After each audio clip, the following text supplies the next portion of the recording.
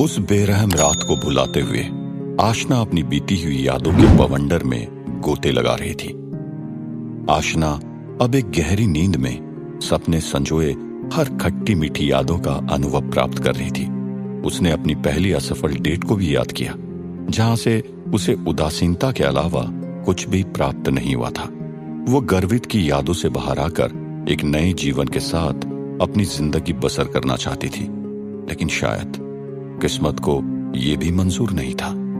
आशना, जो गर्वित को दोबारा देखना भी नहीं चाहती थी, वो जाने अनजाने में गर्वित के सामने ही मौजूद थी, लेकिन गर्वित इस बात से बिल्कुल बेखबर था। आशना चुपचाप डिनर करके गर्वित की आंखों में ना आते हुए वहां से जाना चाहती थी कि तभी माधुरी और प्रिया की जंग छिड़ गई और आशना भी उसका हिस्सा बन गई। कुछ ही पल में तू मैं हाथापाई में बदल गई और लड़कों को भी इस घटना का विवरण दिया गया। अब माधुरी का भाई शरद और प्रिया और बॉयफ्रेंड गौतम आमने सामने थे। गौतम, अपनी गर्लफ्रेंड को बोलो कि वो मेरी बहन से माफी मांगे, माधुरी के भाई ने चिल्लाते हुए कहा। शरद, तुम अपनी बहन को बोलो कि वो मेरी गर्लफ्रेंड से माफी मांगे, गौतम ने ईंट का जवाब पत्थर से दिया। अगले ही पल शरद और गौतम ने जो शब्द बोला, उसे सुन के मानो ऐसा प्रतीत हुआ जैसे वो दोनों पहले इस बात का पूर्वाभ्यास कर चुके हो। बिल्कुल नहीं, उन दोनों ने वही शब्द एक ही स्वर में कहे और विचार विमर्श के लिए कोई जगह नहीं छोड़ी। शरद और गौतम अच्छे दोस्त रह चुके थे, जो हमेशा साथ में घूमते आए थे, और ये बहुत ही शर्म की बात होगी कि अगर इस बात के लिए उन दोनों में दुश्मनी होती है तो। तभी लड़कों के समूह से किसी ने उन दोनों से सुलह करने की पेशकश की। शरद को गौतम को अकेले बहस करता देख माधुरी क्रोधित हो उठी, और जब किसी ने शांति से सुलह करने की बात कही तो प्रिया एकदम शांत रही, लेकिन माधुरी ने टेबल पर पड़ी शराब की खाली बोतल को उठाते हुए जोर से जमीन पर फेंका और चिल्लाते हुए बोली, इस बारे में सोचना भी मत। सभी लोग उन चारों को समझाने में लगे हुए थे, क्योंकि माधुरी को गौतम अभी भी पसंद था और वो नहीं चाहती थी कि गौतम उससे नफरत करे। इसलिए उसने कुछ पल सोचने के बाद अपने भाई शरद के कान में कुछ कहा, और शरद ने तुरंत अपने हाथों से आशना की तरफ इशारा करते हुए कहा, अगर ये माफी मांग लेगी तो हम खत्म कर देंगे। इससे पहले कि आशना कुछ बोल पाती, प्रिया ने गौतम का हाथ छोड़ते हुए अपनी गुस्सैल आंखों से माधुरी की तरफ देखा और पास ही रखी कुर्सी पे लात मारते हुए बोली, माधुरी, बस बहुत हुआ, तुम अपनी औकात में रहो। यह मामला तुम्हारे और मेरे बीच का है, तो क्यों तुम। इससे पहले कि प्रिया अपनी बात खत्म कर पाती कि अचानक किसी ने पीछे से आते हुए आशना का हाथ पकड़ते हुए उसे माधुरी के सामने लाकर खड़ा कर दिया और उसके हाथ में एक खाली ग्लास भी रख दी। अपने साथ हुए इस वाक्य से आशना अचंभित हो उठी तो अपनी गर्दन को हिलाते हुए उस इंसान को देखने लगी जिसने उसकी कलाई पकड़ रखी थी। वो गर्वित था, जिसने पार्टी शुरू होने से खत्म होने तक किसी से कोई बात नहीं की थी, बस अपनी दुनिया और अपनी सिगरेट के साथ ही मशगूल था। सिगरेट को मुंह में दबाए गर्वित ने टेबल पर रखी शराब की बोतल को उठाया, उसका ढक्कन खोला और उसे उस ग्लास में डालने लगा जो आशना के हाथ में था। जब शराब उस ग्लास में पूरी तरह से समा गई तो गर्वित रुक गया। उस शराब की बोतल को वापस टेबल पर रखते हुए गर्वित ने माधुरी की तरफ देखा और पूछा, क्या तुम इसके मुंह से माफीनामा सुनना चाहती हो? माधुरी स्कूल के समय से ही अपने भाई शरद के नाम का गलत इस्तेमाल करते हुए सभी पे धौंस जमाया करती थी, इसीलिए जब गर्वित का प्रश्न सुना तो अपने दृढ़ निश्चय को बरकरार रखते हुए उसने अपने सर को हाँ में हिलाते हुए उत्तर दिया। माधुरी की ये हरकत देखते हुए गर्वित ने भी अपना सर हिलाया और आशना की तरफ देखते हुए बोला, तो तुम माफी मांग लो इससे। मुंह में सिगरेट दबाए गर्वित की आवाज काफी दबी हुई आई, लेकिन वहां मौजूद सभी लोगों को समझ में आ गया कि गर्वित बोल क्या रहा है। गर्वित के शब्दों को सुनकर प्रिया एकाएक बौखला गई और तुरंत अपनी तीखी आवाज में कहा, आशना क्यों उससे माफी मांगेगी? उसने क्या किया है? उसकी तो कोई गलती भी नहीं है। चूंकि गौतम भी प्रिया से प्यार करता था और उससे काफी करीब था, इसलिए उसे प्रिया के दोस्तों से भी थोड़ा जुड़ाव था और उसने गर्वित को रोकते हुए कहा, अब भाई गर्वित, चुप रहो। गर्वित ने चिल्लाते हुए गौतम और प्रिया के सवालों का जवाब दिया और वापस आशना की तरफ देखते हुए बोला, और तुम माधुरी से माफी मांगो।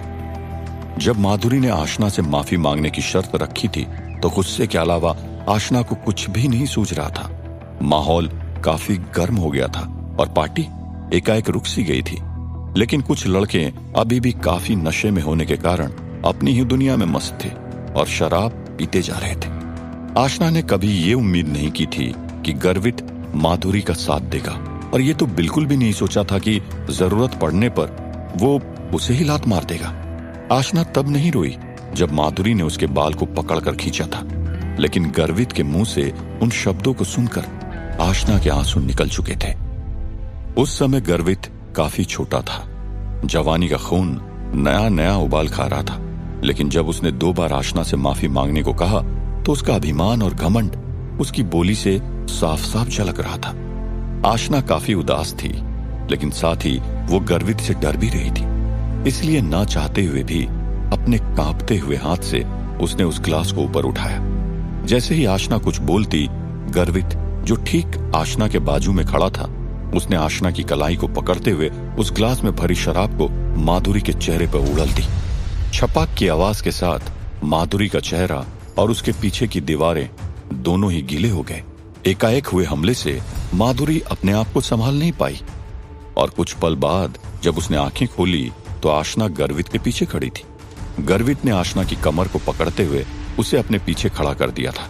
आशना ने देखा कि गर्वित ने पास में रखी कुर्सी को उठाते हुए माधुरी के भाई शरद पर फेंकी और जोर से चिल्लाते हुए कहने लगा, ठीक है, तुम्हें माफी चाहिए ना? ये है मेरी माफी। क्या ये काफी है तुम लोगों के लिए? 1 मिनट पहले तक गर्वित आशना को माफी मांगने के लिए कह रहा था, और अगले ही पल उसने माधुरी के भाई शरद पर अचानक हमला कर दिया था।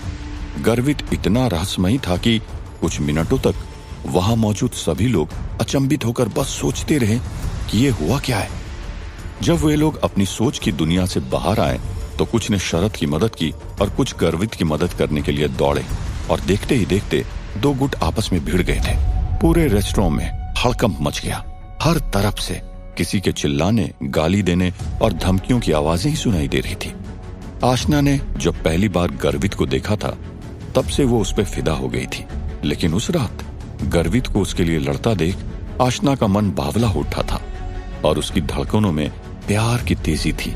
बहुत समय के बाद आशना को अनुभव हुआ कि धड़कनें मदहोशी के आलम में भी तेज हो सकती है। लड़ाई को बढ़ता देख रेस्टोरेंट स्टाफ और बाकी के लोगों ने पुलिस और कॉलेज में शिकायत करने की धमकी देते हुए सभी को वहां से जाने को कहा।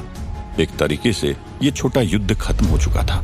जब गर्वित, प्रिया, गौतम और उनके सभी साथी रेस्टोरेंट से निकल रहे थे तो आशना अभी भी मदहोशी के आलम में गर्वित के हाथों का स्पर्श महसूस करते हुए उसी जगह पर खड़ी थी जहां से गर्वित ने उसे पकड़ते हुए अपने पीछे खड़ा कर दिया था। गर्वित रेस्टोरेंट से बाहर निकला, लेकिन जब उसने देखा कि आशना अंदर ही रह गई है तो वो दोबारा रेस्टोरेंट के अंदर गया और आशना के सर पे हल्की सी टफली मारते हुए बोला, हे बेबी, चलो यहां से। क्या? उसने मुझे बेबी बोला? आशना ये सुनते ही शर्म से लाल हो गई और हाँ में सर हिलाते हुए अपने गुलाबी गालों के साथ गर्वित के पीछे पीछे चलने लगी। रेस्टोरेंट से बाहर आकर गर्वित ने एक टैक्सी को रोका और चारों गर्वित के घर की तरफ निकल पड़े। बड़े राजमहल पहुंचकर गर्वित को पता चला कि राजमहल में कोई नहीं है। गर्वित ने बत्ती जलाते हुए फर्स्ट एड बॉक्स को ढूंढा और उसे गौतम के घाव पर लगाने के लिए प्रिया को दे दिया। हालांकि गर्वित को अपने शरीर पर हुए घावों की कोई चिंता नहीं थी। गर्वित ने बार टेबल से सिगरेट केस को उठाते हुए उसमें से एक सिगरेट निकाली और अपने मुंह में दबा दी। गर्वित उस सिगरेट को जलाने ही वाला था कि तभी उसकी नजर आशना पे पड़ी, जो गंभीर मुद्रा में कुर्सी पर बैठी थी। गर्वित ने कुछ पल तक आशना को ऐसे ही निहारा, फिर शालीनता से सिगरेट जलाई और किचन में जाकर आशना के लिए जूस लेकर आया। गर्वित ने आशना के सामने जूस रखा और इससे पहले कि वो कुछ बोल पाता, उसे पर्दे के पीछे से आती हुई तेज रोशनी दिखाई दी। गर्वित की सांसें अटक गई। वो झटके से उठा और पर्दे को हटा के देखने लगा और उसके बाद चिल्लाते हुए बोला, गौतम, मेरे पिता आ गए, सभी को लेकर पीछे वाले दरवाजे से निकल जाओ। ये सुनते ही गौतम चौंक उठा और आशना को इशारा करते हुए उसने प्रिया का हाथ पकड़ा और पीछे वाले दरवाजे की तरफ भागा। आशना भी गौतम और प्रिया के पीछे पीछे भागने लगी। बाहर निकलते ही प्रिया को आभास हुआ कि उसका हैंडबैग गर्वित के घर पर ही छूट गया है। प्रिया रुकी, लेकिन गौतम ने उसकी कलाई को और जोर से पकड़ा और चलते चलते कहने लगा, कभी और ले लेंगे, ये सही समय नहीं है, अगर अंदर गए तो मारे जाएंगे। ये सुनते ही प्रिया को वो सभी बातें याद आने लगी जो गौतम ने गर्वित के पिता के बारे में रेस्टोरेंट में बताई थी। गर्वित के पिता जब भी घर आते हैं तो गर्वित और उसकी मां को बहुत मारते हैं, और एक दिन तो प्रिया दहल उठी। जब आशना ने भी ये बात सुनी तो उसके भी कदम रुक गए। आशना ने पीछे देखते हुए भव्य राजमहल को देखा और वापस राजमहल की तरफ भागने लगी।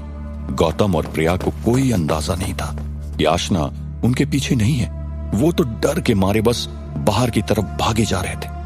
पीछे का दरवाजा अभी भी खुला था।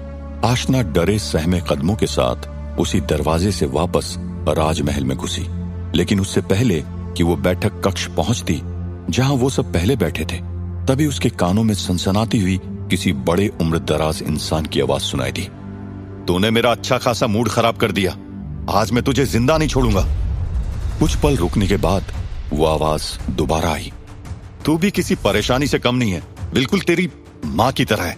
कहां छुपा बैठा है, बाहर निकल, आज मैं तेरी चमड़ी उधेड़ दूंगा। गदराई आवाजें आशना के कानों को चीर रही थी। तभी अचानक एक जोर की आवाज आई और कांच के टुकड़े देखते ही देखते जमीन पर बिखर गए। आशना ये सुनकर एक पल के लिए अचानक रुक गई, लेकिन दूसरे ही पल वो बैठक कक्ष में दाखिल हो गई। अंदर घुसते ही उसने देखा कि एक 40-50 साल का इंसान अपने एक हाथ में चमड़े का बेल्ट और दूसरे हाथ में बेसबॉल का बैट लिए गर्वित के सामने खड़ा है। आशना ने कभी नहीं सोचा था कि वो इतनी बहादुर होगी, लेकिन जब उसने वो दृश्य देखा तो वो अपने आप को रोक नहीं पाई और बिना कुछ सोचे समझे गर्वित की तरफ भागते हुए अपने शरीर को आगे करते हुए उससे लिपट गई। गर्वित का शरीर एक पल के लिए एकदम अकड़ गया, लेकिन तभी उसने आशना को जोर से चिल्लाते हुए कहा, क्या तुम बहरी हो? मैंने कहा ना जाओ, तो तुम यहाँ क्या कर रही हो? वापस क्यों आ गई? तुम्हें मरने का शौक है क्या? आशना को बचाते हुए गर्वित ने उसे अपनी छाती से चिपकाया और उसे पकड़ते हुए पीछे की तरफ मुड़ गया। गर्वित की पीठ अब उसके पिता के लिए एक खुला मैदान थी। गर्वित के पिता ने ताबड़तोड़ हमले करना शुरू किया। मार गर्वित को पड़ रही थी, लेकिन दर्द आशना के दिल में हो रहा था। आशना गर्वित की बाहों से निकलने की कोशिश करने लगी, ये सोचते हुए कि अगर वो निकल गई तो शायद गर्वित भी अपने आप को बचाने का प्रयास करेगा, लेकिन गर्वित ने उसे कसकर अपनी बाहों में लपेट रखा था, जहां से निकलना असंभव था। गर्वित ने आशना से कहा, मेरे पिता का मूड बहुत खराब है, और जब भी उनका मूड ऐसा होता है तो उनकी नजरों के सामने जो कोई भी आता है उसे मारते हैं। अगर तुमने हिलना बंद नहीं किया तो उनका अगला शिकार तुम ही होगी। गर्वित ने बात जारी रखते हुए कहा, क्या तुम शांति से सीधे नहीं रह सकती? हिलना बंद करो। भले ही गर्वित आशना को गुस्से से फटकार रहा था, लेकिन साथ ही साथ उसके पिता द्वारा किए जा रहे ताबड़तोड़ हमलों से उसे बचा भी रहा था। शायद आशना की वजह से ही वो अपने पिता के चंगुल से बच नहीं पाया और दर्द का भागीदार बन रहा था। आशना ने जोर जोर से चिल्लाते हुए गर्वित के पिता से दया की भीख मांगी, लेकिन जितना वो निवेदन करती उससे कहीं गुना ज्यादा दर्द वो गर्वित को दे रहे थे, मानो जैसे वो पूरे हैवान बन गए हो। आखिरकार आशना चुप हो गई और जोर जोर से रोने लगी। तू बिल्कुल अपनी माँ के जैसा है, इस उम्र में भी घर पे बाजारू लड़कियां ला रहा है, बेशरम कुत्ते। जब तक गर्वित के पिता उसे प्रताड़ित कर रहे थे तब तक गर्वित ने कुछ भी नहीं बोला था, लेकिन जब बात आशना पे आई तो गर्वित ने चिल्लाते हुए अपने पिता को जवाब दिया, अपना बकवास मुंह बंद करो, ये कोई बाजारू लड़की नहीं है। जब गर्वित के पिता ने गर्वित के मुंह से ये शब्द सुने तो उनका गुस्सा 7वें आसमान पर पहुंच गया, और इसी के साथ उन्होंने अपने दोनों हाथ इस तरह चलाए जैसे मानो वो अंधे हों और उन्हें कुछ दिखाई न दे रहा हो। आगे क्या होगा? क्या गर्वित के पिता ऐसे ही मार मार कर गर्वित को खत्म कर देंगे, या गर्वित किसी तरह आशना और खुद को बचा पाएगा? क्या आशना का बचपना उसे गर्वित से दूर ले जाएगा? क्या आशना को अपने पीछे न पाकर गौतम और प्रिया भी राजमहल जाएंगे और गर्वित और आशना को बचाएंगे? ये रात से पर्दा हटेगा अगले एपिसोड में। सुनते रहिए ये प्यार नहीं आसान।